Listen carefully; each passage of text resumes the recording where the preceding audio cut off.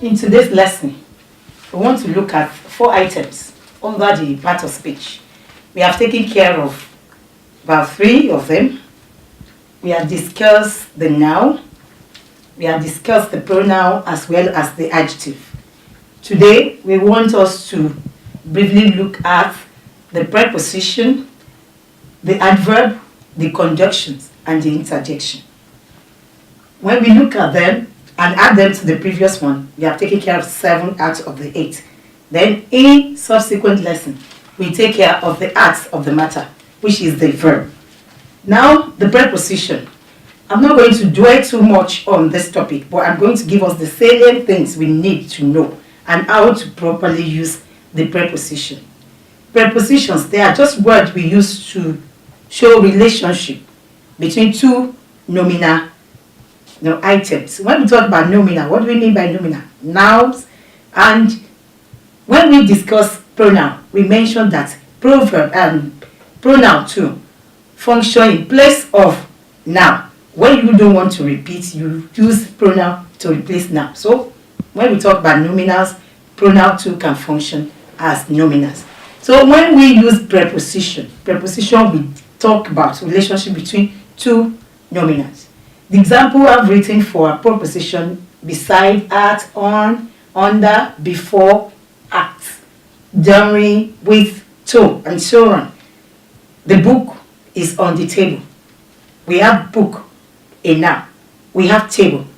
What is connecting the 2 of them? We have on. That shows us place, show us direction, where to go, where to look for it. The preposition will guide us on the relationship between the 2. So the major function of preposition, as I've highlighted here, we have the time preposition, the one that usually tells us time. That means that preposition usually lead us or probably guide us to adverbials. By the time we discuss adverbia, because adverbia usually indicate time in function. So we can use the preposition to introduce adverbial phrases. The boy is in the room. The boy will see you in the morning. That will tell you time. The in there, we introduce the adverbial phrases. Just like time, we have place prepositions: around, on, under, between, against, a lean against the wall. We have there, a person representing a noun, a nominal item. Then the wall. So the relationship between that person and the wall is against. So against there is functioning as a preposition. Then we have direction preposition. Usually talk about is moving round and round. Is around somewhere. Is across. He walked across the road. Is up. Is down. We have direction. Something that can guide you to look up or to look down. Then there are certain prepositions I want us to see the usage that are probably misused, and when we use them in expression, we are expected to use them correctly. I want us to look at to. We use to express time and date at a particular time. The trial started at. To express, I'm discussing at now. 80 at. We use that to express particular time. The trial started at 4 p.m. When did it start? At 4 p.m. Then when you use in and on to describe time, it's like the principal arrived in time. In time. The in time there means that he came early enough, he was not late. He arrived in time. He arrived on time is different from he arrived in time. When you say he arrived in time, he is around earlier before the program started. But when you say he arrived on time, exact time, just as the program is about to start, he is around. Note that in time can also mean eventually, in the end. The people will accept the new fuel price in time. Eventually, we just accept. We are Nigerians and we tend to accept things and adapt. Our adaptability is very high. So we accept whatever comes our way in time. I'm sure we will not accept corruption as part of our system in time. Then I want to briefly talk about types of preposition. we have simple major types. The simple preposition that usually appear alone and function alone. Just like the example we have given. Look at the example on the board. He walked across the street. Across there is the preposition functioning alone, telling us direction. The trial started at night, not specific time. The trial started at 6 p.m., specific time. Time, the principal arrived in time, not late. The principal will accept the petrol price. The people will accept the petrol price in time. Each of the prepositions used there, they appear alone and they work alone. But let's look at the complex type. This complex consists of a combination of more than one element. You cannot use them alone. They are like collocation. They work together. They are fixed and fixed in meaning. The moment you say them and you use them wrongly, they will really affect the meaning and message of your writing and conversation. So you don't misuse when you want to use them. We have example of in view of. We have two of them appearing there. You can combine preposition with adjective, with other prepositions, with verbs, and with conjunctions to form special use of the preposition. We have good or bad at. You don't say somebody is good in doing something. You say somebody is good at doing something. He's very good at mathematics. He's very good at football, playing football. Say somebody is bad at something. So you say somebody is charged with a criminal, or an accused is charged with, you are charged with something. Associate with. Do not associate with bad company. Parents usually want us not to desist from doing something. Abstain from. You abstain from. Disagree with. You disagree with. Congratulate on. People usually misuse that word. I'm congratulating you for. You don't congratulate for. You congratulate on something. I'm congratulating you on the occasion of your birthday. You congratulate on, and so on. So I want us to pay attention to the listed use of this complex preposition. There are two of them. And when you use them, they have different meaning. Rounded up and rounded off. To round up means to gather. And usually round up things that you can see and touch. Round up animal, your chicken you rear in your home. At night, you want to keep them in their cage, you round them up. Then it means to arrest. To arrest, the thieves, the criminal had been rounded up. We bless God for that. Then to round off, you round off a program, a speech, an event, a talk. Said, he ended his speech, he rounded off his speech with a quote. It puts an end to that particular delivery. So to round off and to round up, they have different meaning and the usage must be noted. Then made of and made from. There are two expressions that are usually misused. Made of means that a product used to make that thing does not reflect at the end of the day. When you have, it reflects. When you have furniture, you have seats in the home. Once you see a chair, it is made of. It is made of wood. So when you say something is made of something, it shows at the end product. But when it is made from, example is bread or probably shoe. Not all shoe will show us that it is actually made from leather. But those that know the quality will see the end product. We have bread. We have other snacks we eat. But the flour is not really showing because it has been mixed with other material. So you can say bread is made from flour. But furniture or chairs are made of wood. End products, the difference is that the end product will show. When the end product does not show, we say it's made from. Then the other one I want us to look at is takes after and take to. To take after means to resemble, to do things in similar. That boy takes after his father, not just in look, but in attitude. That means to take after. Then to take to to get attached to like, to just take to him. Immediately I met him, I just took to him. There are two different usage there. Then fall through. When something fall through, that means it failed. Most of us, when we are given question, I realize that they usually miss that. Said, our plan fell through because we couldn't make the time of the appointment. To fall through means that plan failed. Anything to say fall down or fall up, we have different meaning. To fall through means to fail. So other peculiar usage like that, you come across them. We know that people usually use of with comprise, but it is wrong. When you use comprise, you do not use of with it. You use of with consist. Say consist of, but comprises something.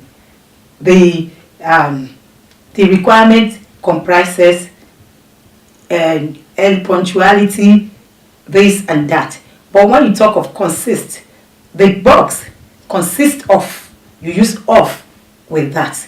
So the next part of speech you want to look at is the conjunction. The conjunctions. Now, the conjunctions are those words. Remember, at the introduction lesson, we mentioned that there are some that belong to the closed item class. When they belong to closed item class, that means their function is regimented. You cannot bring them out of their comfort zone to function as any other thing. So the conjunctions are there, the function as conjunction. To join expressions together. Remember that we said preposition join nominal items and show relationship between them. This one, no particular relationship, but they just help expressions to build, to create more words. And when you use conjunction properly, your writing and your expression will have coordination as well as grammatical acceptance. So when we say coordinating conjunction, that's the number one type. And those ones are common. There is hardly any thing you want to say that you won't use it. And, the word and, to show equal status. But, contrasting says a statement. So, or, alone, when you use them, they are coordinating conjunction. They are used to join expressions of equal status. You can use them to join words together. You can use them to join phrases. You can use them to join clauses. But whatever you use them for must be of equal status. Let's consider the example given. The man and the woman are friends. The man and the woman are friends. And there is only performing the function of joining the man to the woman, turning the subject to a plural one. You can have the man is so. The woman is. But the moment we use and, there, we have joined that element together. By the time we want to discuss concord, you will notice the peculiar use of and. It's not automatic that whenever you see and, you are joining a plural. You already have a plural subject. It's not automatic. And can be used to be part of a name.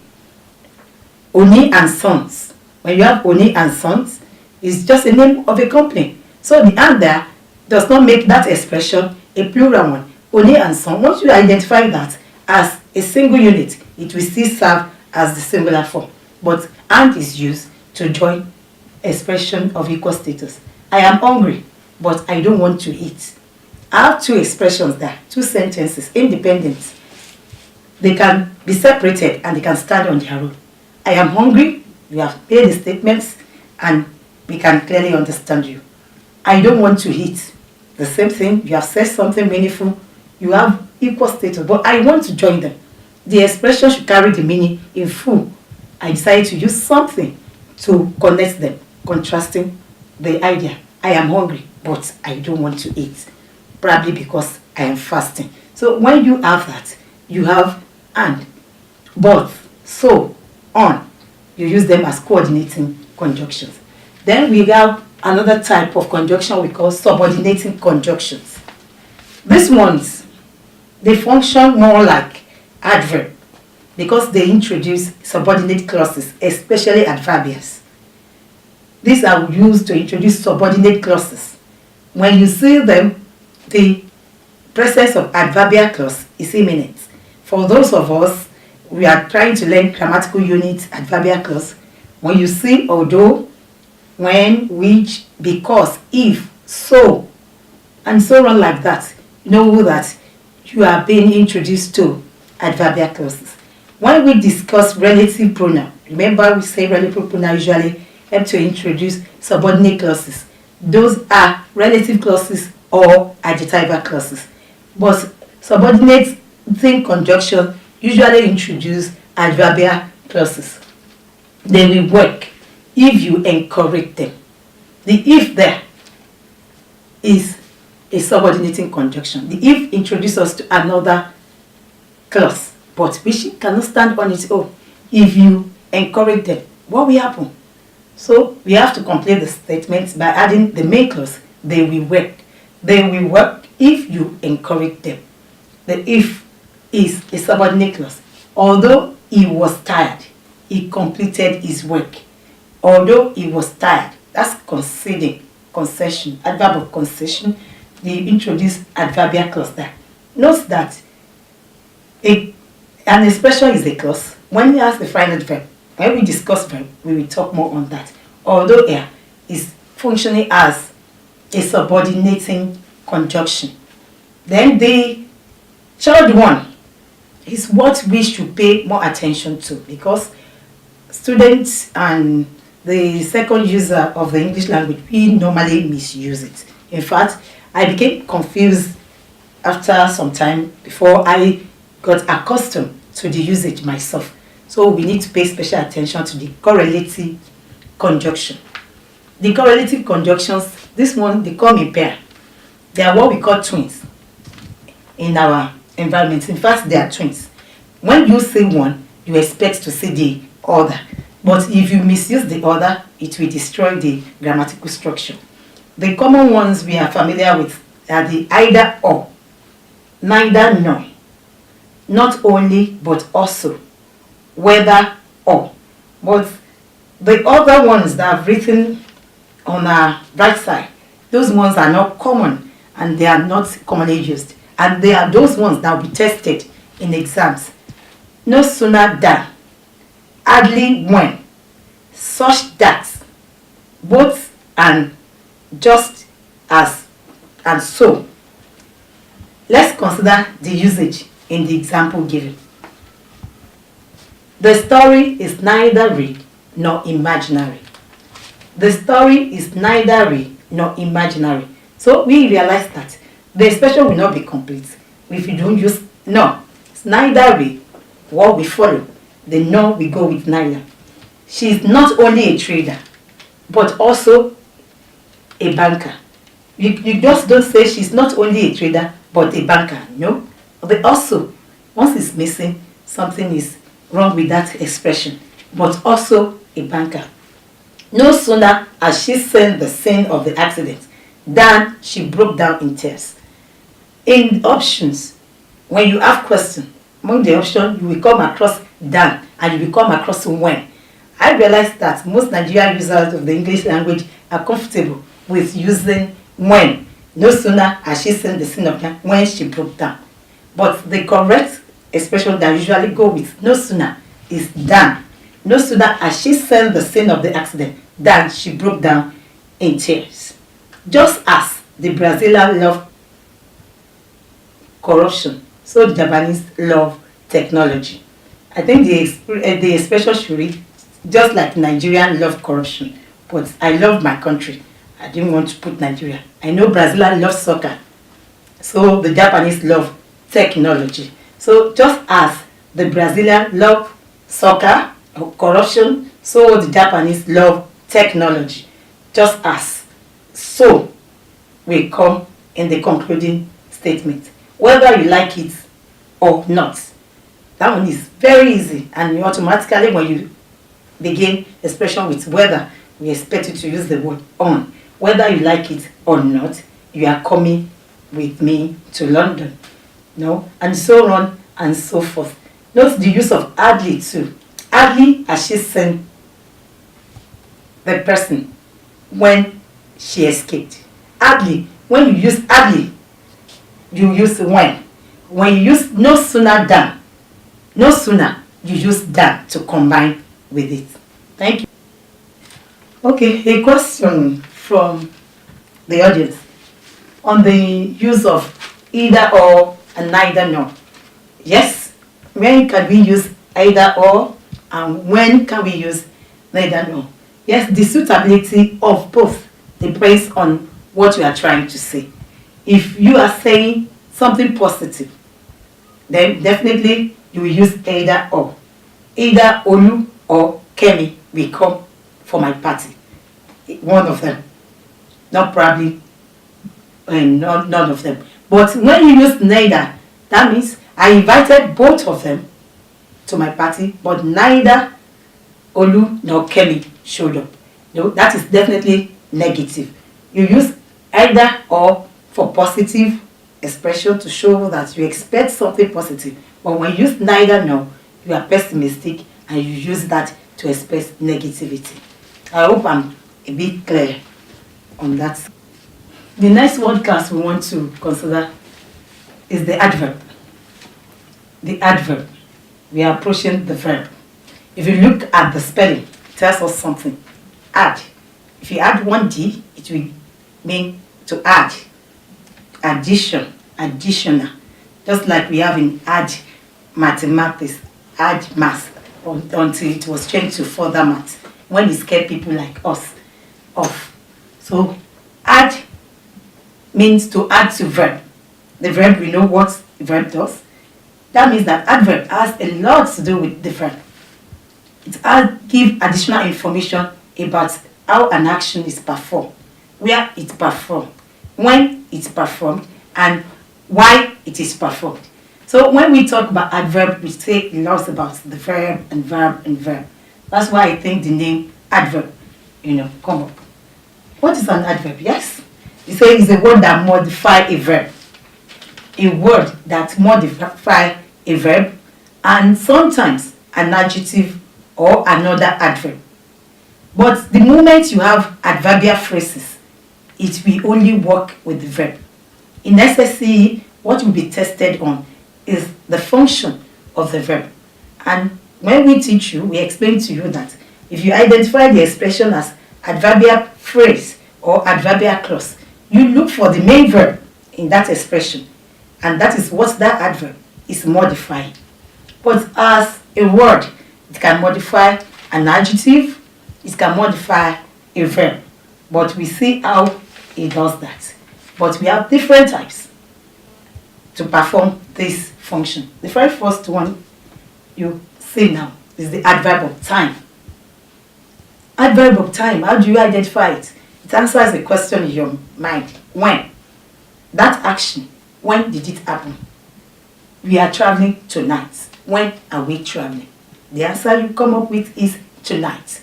Tonight there is an adverb of time. Our examination starts today. When is the examination starting? Today. The word today, yesterday, tonight, tomorrow, and so on, they all function as adverb because they tell us time. They tell us time. We have adverb of place, which answers where. Where is that thing happening? Here. The moment you use the word here, you are talking using the adverb. When you say there, you are using the adverb. Come here at once. Here at once. There, you should underline here. Here is the place is happening. God is everywhere. Where is God? Everywhere. The word everywhere there is an adverb of place, mentioning place. Then the next one, and which is very, very common, the adverb of manner. They usually end with ly. In fact, most ly adverbs are adverbs of manner, because by the time you describe the mannerism with which somebody performs an action, you are using the adverb. Funke writes legibly. How does she write? How? To answer the question how. Legibly, illegibly. They talk carelessly in the bus. the manner in which they talk was very careless. So he said, carelessly. Carelessly, the moment you add, I told us when we were discussing adjective, that when you add ly to certain adjective, you come up with adverb. Describe the manner. She waited patiently at the bus stop. Patiently there is an adverb telling us the manner, by which she waited. Adverb of degree. Degree is not the degree we earn in the university. This talk about how much, to what extent, how much. You are very kind. Yes, you are kind. Note that this adverb of degree is really modifying the adjective kind. How kind is that person? Very kind. And when you say somebody is too kind, note that the use of too is negative.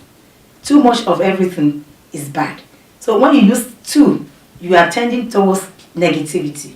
But very is better when you are trying to praise somebody. But when you say it's too kind, that means you are saying that the kindness has become abnormal. So the use of too could be negative as much as it's an adverb to modify and give us the degree at which something is. Darego is extremely beautiful. Extremely beautiful. The word extremely there is an adverb, telling us how beautiful, how much, you have given it a higher degree than normal. Yes, she's beautiful, but we are now saying she's extremely beautiful. So words like very, like too, like quite, like extremely, they usually function as adverb of degree. Then the next one there is adverb of frequency. How often? How often? The example we have there is always, seldom, rarely, and never. Those ones, they tell you how often an action occurs. My mother is always pleasant. She's not just, pleasant once in a while. She is always pleasant. Can say my mother is pleasant, but how often is she pleasant? Always. It never snows in Nigeria. Probably there was a time to say it snowed in Jos, but it's not a regular occurrence, and the snow was not that strong enough to pose threats to people. So it probably never snowed in Nigeria. So things like that, we use them to tell us how often when we are describing and using them.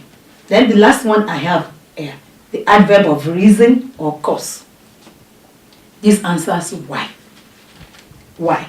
Note that all these questions posed by the adverb are answered by the verb.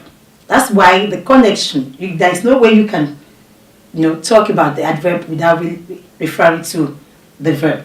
So we have, I came because of you. Why did I come? Because of you. The word because there is an adverb telling us why you are here. The new staff was lazy and consequently dismissed. Why was he dismissed? Because he was lazy. Consequently, it's an adverb that introduces us to the reason given there for him being sent away. So I will briefly talk about the functions of adverb, giving some examples that how can he modify a verb, how can he modify the adjective, and how can he modify another adverb. Let's consider the following example. They arrived early. They arrived early. If I ask us to identify the adverb there, we know the word early is the adverb. So what question will he answer from all these questions? When did they arrive? When did they arrive? So the word arrive, coming, that in that place, the early is modifying the verb arrived. The function is it modify the verb arrived. Do not give any other word as your answer or you miss it. When did they arrive? The word early, we answer that question. And early, we modify the verb arrived. Another example I have here, he became extremely agitated. he became extremely agitated. When you are extremely, I mentioned extremely as an adverb of degree. You know, it increase the degree at which you are describing something. Extremely, right? What's it working with there? Which word? If I ask you to identify it, how agitated was he? Extremely agitated. So the word agitated there is an adjective. So that word extremely is modifying the adjective agitated. Just like we have here, very kind. Beautiful is an adjective. Kind is an adjective. Now we know that adverb of degree usually modify another adjective. Then the last function here is that it modifies other adverbs. Other adverbs. We have, it became quite fair. It became quite fair. That means probably the man has been a bit fair before, or he was a bit harsh, and we want to describe his new attitude. Quite fair. Became quite fair. The quite there is an adverb. Fairly good. It became quite fairly good. So when you say fairly good, quite and fairly, they are both adverb. But the fairly good, there, the good is an adjective, but the fairly is not on the line. So we have quite working with fairly. You can have it drives so recklessly. So recklessly. How did they drive? So recklessly. So is an adverb there as well as recklessly. So is qualifying the word recklessly. So we can have combination of adverb co-occurring together, one modifying the other, like in the example given. I think that's all I have for us on adverbs, the interjections. Let's consider the usage and the name. Interjections. They are also known as the exclamation. When you get to type of sentence, you still learn exclamatory expressions, exclamations. This category of word class is the only one accepted as full expression without the verb. It carries emotions, carries feeling, and when you even utter just it's meaningful. It's enough for anybody to understand that you are expressing something. So these are words we use to express emotions and feelings of different kinds. We use it to express fear, surprise, pain, shock, excitement, and so on. In Africa, our language, our first instinct when you are in pain or when you feel sudden pain is to say yay. But when we want to really show that we are sophisticated and probably educated, we go the Jennifer way, say ouch. So to express pain, say ouch, say oh, and last, hooray. When you say hooray, we are celebrating. So those expressions, they are what we call interjection. When you see them used, they are correct and they are grammatically accepted. But most importantly, when you use them, they are expected to be followed by the exclamation mark. The exclamation mark must follow it to show that this is expressing deep emotion. When you write, most of us are aspiring writers. When you don't add the exclamation mark, it will just be read like any word said without any emotion attached. And note that the moment you write expression with exclamation mark, you have used the full stop. Exclamation mark performs the function of the full stop, just like the question mark. When you use it, the next letter that will follow it, whether proper or not proper now, must begin with capital letter. Let's look at this example. Alas, the mark is there, the results are out. Hooray, I passed. Once you put exclamation mark, it must be followed by the capital letter. Oh Lord, show mercy. When you express whether fear, whether anxiety, whether excitement, whether happiness or whatever, you must write and indicate that this is feeling, the show of feeling, and put the sound there. As writers and aspiring writers, creative writers, you can, when you probably want to express ideas for local people. You are presenting a character, an uneducated character in your writing, and you put ouch there.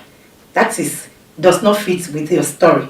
If you are really trying to present a realistic view of your writing, you should put the normal sound that you expect somebody of that locality to utter when the person is in pain or probably in shock. So when you use ye, don't consider it bad. You are relating to what you are writing. Thank you. That's all I have for us on interjections.